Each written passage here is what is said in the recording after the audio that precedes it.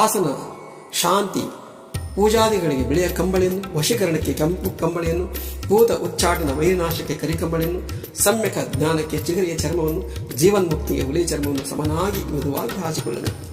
ಕೇಳುಗರೆ, ವೀಕ್ಷಕರೇ ನೋಡಿ, ಇದರಲ್ಲಿ ಬರ್ತಕ್ಕಂಥ ಇವೆಲ್ಲ ನಿಯಮಗಳಿದಾವಲ್ಲ, ನಿಯಮಗಳು ಅವರವರಿಗೆ ಸಂಬಂಧಪಟ್ಟದ್ದು.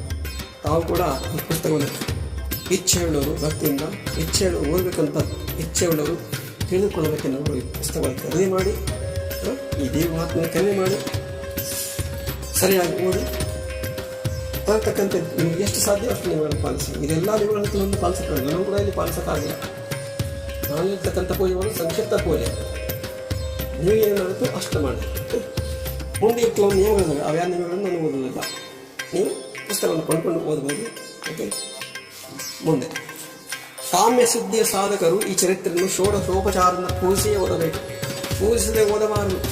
ಪ್ರತಿಯೊಂದು ಅಧ್ಯಾಯವನ್ನು ಭಕ್ತಿಯಿಂದ ಪೂಜಿಸ್ತಾ ಹೋದರೆ ಸಾರ್ವಭೌಮನಾಗುವನು ಅಥವಾ ಶ್ರೇಷ್ಠ ಯತಿಯಾಗುವನು. ಪರಮೇಶ್ವರಿಯ ಕರುಣೆಯಾಗಿ ಮೇಲಿನಂತಾಗುವುದರಲ್ಲಿ ಯಾವ ಆಶ್ಚರ್ಯವಿಲ್ಲ. ಇದು ಪ್ರತಿ ಅಧ್ಯಾಯವನ್ನು ಕೂಡ ಪೂಜೆ ಮಾಡಿಯೇ ಓದಬೇಕು, ಪೂಜೆ ಮಾಡಿಯೇ ಮುಗಿಸಬೇಕು. ಇದು ಅರ್ಥ. ಪೂಜೆ ಅರ್ಥ ಎನ್ನುವುದು ತೃಪ್ತಿಪಡಿಸುವುದು, ಸರ್ವವು ದೇವಿಯ ರೂಪವು, ದೇವಿಯ ಹೊರತು ಅನ್ನವಿಲ್ಲ ಎನ್ನುವುದು ತಿಳಿಯುವುದು, ನಾನು ನನ್ನೆಂಬುದನ್ನು ದೇವಿಗೆ ಅರ್ಪಿಸುವುದು, ದೇವಿಯೇ ತಾನೆಂಬ ಅಭೇದ ಚಿಂತನೆ. ನೋಡಿ, ಈ ದೇವಿ ಪಾರಾಯಣದ ಪೂಜೆ 4 ಅರ್ಥಗಳಿದ್ದಾವೆ. ಒಂದೇ ಅರ್ಥ ಏನು ಅಂದರೆ, ನಮ್ಮ ಭಕ್ತಿ ದೇವರಿಗೆ ತೃಪ್ತಿಯಾಗಬೇಕು, ಇದು ಒಂದು ಅರ್ಥ. ಎರಡನೇ ಅರ್ಥ, ಸರ್ವವೂ ದೇವಿಯ ರೂಪವು, ದೇವಿ ಹೊರತು ಅನ್ನವಿಲ್ಲ.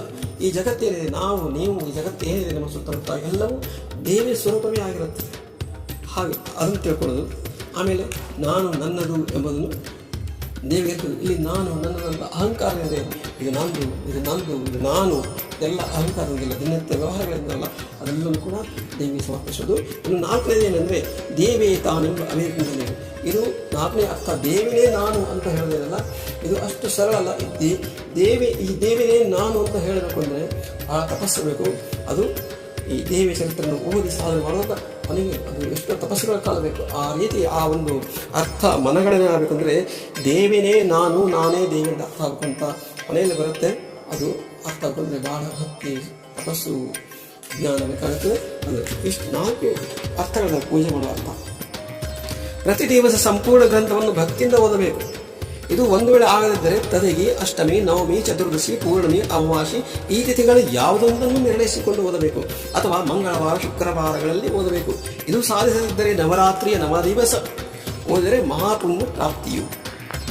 ನಿತ್ಯ